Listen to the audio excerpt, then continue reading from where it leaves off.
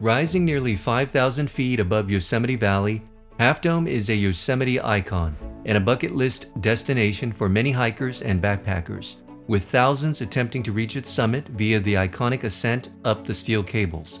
This video is a visual guide to hiking Half Dome, one of the most unforgettable hikes in Yosemite and arguably the entire national park system.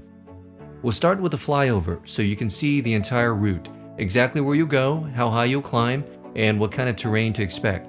Along the way, I'll point out some tips and notable features, share my favorite itineraries for both 1- and 2-day options, cover logistics like parking and what to bring, and we'll save the boring part for last, where I'll attempt to break down the complicated permit reservation system. The Half Dome hike is roughly 14 to 16 miles round trip, depending on the route you take, with about 4,800 feet of elevation gain. I like to break the hike down into 5 main sections: the Mist Trail section, the John Muir Trail section, the Half Dome Trail section, the Subdome switchbacks, and the Half Dome cables. There are 4 bathrooms along the trail, 1 flush toilet at the Vernal Fall footbridge, and 3 composting toilets at the top of Vernal Fall, at the top of Nevada Fall, and at Little Yosemite Valley campground. It's about 10 to 12 hours round trip as a day hike, or you can split it into 2 days by camping in Little Yosemite Valley, like we did. Let's start with the fun part, the flyover. Most hikers like us start at the Happy Owls Trailhead in Yosemite Valley. The first half of the hike follows the Mist Trail along the Merced River. This section includes Vernal Fall and Nevada Fall, 2 of the most powerful waterfalls in Yosemite. If you want a deep dive into this section, I have a full Mist Trail guide video that covers every step in detail. We'll still cover it here, just more broadly. From the trailhead, the first mile is an easy paved stroll to the Vernal Fall footbridge. This is your first view of Vernal Fall in the distance. It's where many hikers turn around, so the crowd will thin from this point on. If you're continuing, refill your water here. This is the only water station on the trail. After this point, the only water available will be from the Merced River, which you'll need to filter. It's also the only flush toilet on the entire trail. Beyond the footbridge, continue alongside the Merced River, and soon you'll reach the most iconic section of the Mist Trail. Here you'll climb 600 granite steps, where a sideways mist, hence the trail name, turns the hike into a full sensory experience to the top of Vernal Fall. At the top, enjoy the powerful, awe-inspiring view of the fall up close before continuing on. You'll soon cross another footbridge over the Merced River, wind through some forest, before the trees open up right beside Nevada Fall. Here you'll climb the last set of switchbacks while having an amazing view of the fall to your right. At the top, you'll reach a junction with a bathroom. This is where the Mist Trail officially ends, and the John Muir Trail continues on from here. You can detour right for 0.2 miles for a scenic break at the top of Nevada Fall, or continue left towards Little Yosemite Valley. The path from here to the campground is mostly flat and sandy, a nice break from the grueling segment of the Mist Trail you just finished. Soon you'll arrive at Little Yosemite Valley, a good rest point, especially for backpackers camping overnight like we did. If you have 2 days, this is my favorite way to do Half Dome. 1, it lets you enjoy the Mist Trail in daylight. 2, it allows you to rest properly before summit day. 3, it allows you to leave your heavy gear behind for the final climb. I left my backpack in my tent and carried a day pack the rest of the way, which is a huge plus. 4, it also gives you an early start the next morning, well ahead of most day hikers coming up from the valley. And 5, it gives you more time to enjoy the summit before the crowds arrive. At Little Yosemite Valley, you can eat, hydrate, meet fellow hikers, and perhaps reassess your life choices. If you're camping, begin hiking towards the summit by 4 to 5 a.m. to beat the crowds. The trail soon veers left, winding steadily through conifer forest, gradually trading sandy path for solid granite. Along the way, you'll catch your first glimpses of the back of Half Dome. Soon you'll come to a fork. Veer left.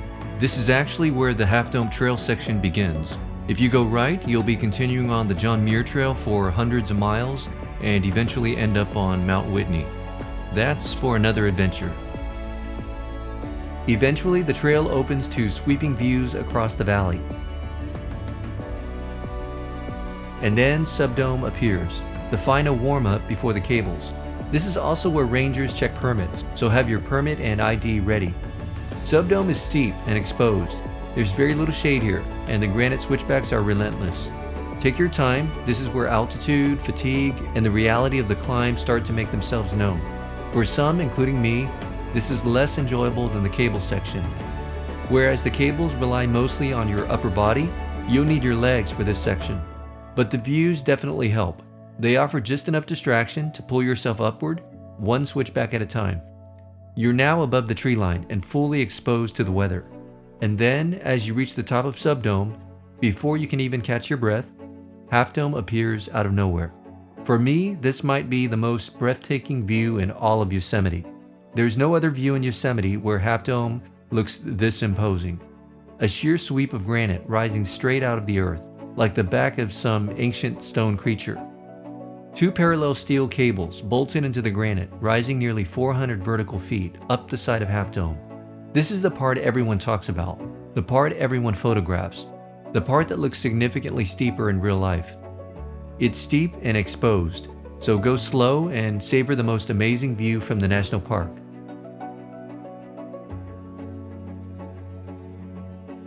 And then suddenly it levels out. You're standing on the summit of Half Dome.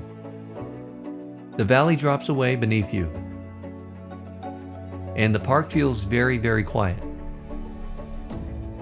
From up here you can see Clouds Rest, the High Sierra stretching into the distance, and the ribbon of trail you just climbed. This is a good place to sit, to breathe, to listen to the wind across the granite, because you didn't just hike Half Dome, you earned it. There's a famous ledge at the top called the Visor. It looks more intimidating from the side, but not too bad once you're on it. It's actually not even a ledge because the backside actually connects to Half Dome itself. Just don't get too close to the edge. Enjoy it, and if you're scared of heights, you can live vicariously through others. The descent. Getting down takes nearly as long as getting up, especially as crowds build later in the day. Many hikers find the cables more intimidating on the way down. Some hikers face backwards. I prefer forwards for the views. There's no correct method, just move carefully and deliberately. Once at Subdome, you're back on solid ground, and it's a long slog back through forest, stone, and waterfalls all the way back down to the valley. If you're doing the 2-day option, stop by Little Yosemite Valley campground and enjoy an early afternoon dip in the river like we did. You can return via the Mist Trail or via the John Muir Trail, which is slightly longer but gentler and home to some of the best panoramic views of Nevada Fall, Vernal Fall, Liberty Cap, and Half Dome itself. Since we were in a hurry to grab dinner before closing, we went down the Mist Trail. At the bottom, enjoy a post-hike reward pizza in Curry Village.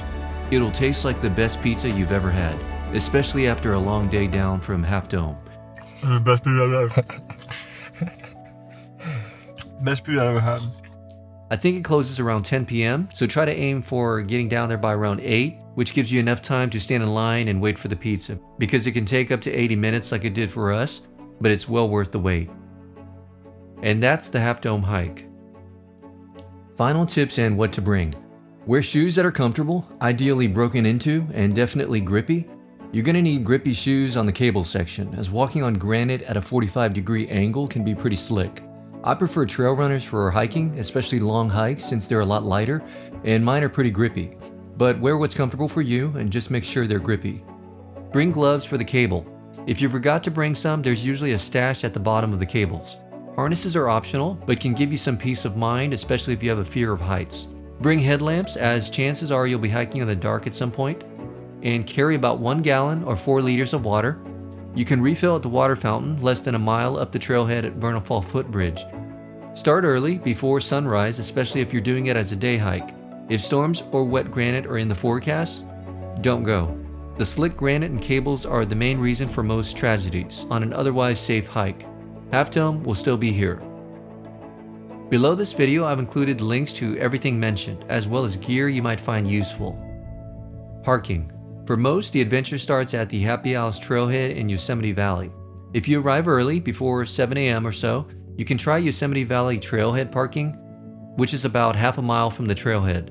If you're arriving after 7 a.m., you'll probably have a better chance of finding a spot at Curry Village parking lot and walking about 0.8 miles to the trailhead, like we did. For either of these lots, it's an easy walk along the roadside to the trailhead. If you arrive late, you can park somewhere in the valley and ride the free green shuttle to the Happy Isles Trailhead, stop number 16. Permits. Okay, so we need to talk about the Half Dome permit system, also known as the part of the hike that might be more technical than the hike itself. To hike the Half Dome cables and beyond the base of Subdome, a permit is required when the cables are up, which is usually between May and October. There's two kinds of permits for Half Dome, one for day hikers, which are those who won't be camping, and one for backpackers, which are those who will be camping along the way. Each day, 300 permits are available, of which 225 are for day hikers and 75 are for backpackers. It's a 75-25% split, and you can apply for them at recreation.gov. I'll link it below. All time zones mentioned will also be in Pacific time. So first, determine if you plan on camping or not camping. I'll go through a quick rundown of both, but be sure to check out the NPS website linked below for specifics like application details and deadlines. Let's start with day hiking. There are two ways to get a Half Dome permit if you're day hiking. One, through a preseason lottery, which you can apply March 1st through 31st and get results mid-April by email. The fee is $10 to apply, which is non-refundable, and if you win, it's an additional $10 per person for the permit, which is refundable if you cancel by 11:59 p.m. the day before your hike. You can apply for up to 6 people for up to 7 dates or a range of dates. The second way to get a Half Dome permit for day hiking is through a daily lottery, which is based on cancellations and underuse. Apply 2 days before your hike and get results the same afternoon. So if you want to hike Saturday, apply Thursday between 12 a.m. to 4 p.m.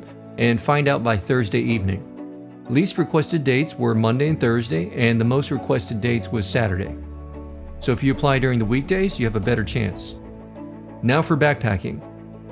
You will need a wilderness permit to camp, and you'll get your Half Dome permit as an add-on if you begin your hike from one of 7 trailheads, including Happy Isles. You can see the link below for the full list. There's 3 ways to get a wilderness permit. One is through a weekly lottery. You can apply 24 weeks before your hike date and get results Monday after the lottery ends.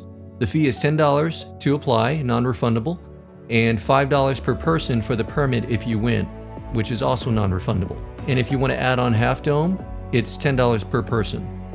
You can apply for up to 6 people for specific dates or a range of dates.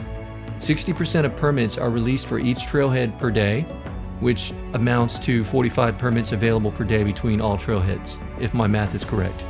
The second way to apply for a wilderness permit is 7 days before your hike. 40% of permits are released for each trailhead per day, which amounts to 30 permits available per day between all trailheads, if my math is correct. And the third way you can apply for a wilderness permit is a same-day walk-up. Any remaining permits, if available, will be available at the wilderness office starting at 8 a.m. on the day of your hike. We got our 7 days in advance, but I recommend doing it right at 7 a.m. like I did for the best chance of snagging one. As a last resort, you can also try 3 days before your hike date on recreation.gov, but don't count on any being available this late. That kind of covers the overview of the permit system. For more details, like I mentioned, go to recreation.gov and nps.gov at the links below for further information. Half Dome isn't just Yosemite's most iconic hike. It's probably in the top 2 hikes I've ever done in the entire national park system. Angel's Landing in Zion National Park is the other one. Whether you make it to the top or turn around earlier, the journey itself is unforgettable. If you have any questions about permits or timing or anything else about the trail, drop them in the comments. For the cinematic Half Dome experience, check out the series on my channel, where my buddy Richard and I spent 100 hours backpacking in Yosemite. Be sure to hit subscribe, as I'll be mapping every trail we explore, not just at Yosemite, but in national parks across the world. Thanks for watching, and see you on the next trail.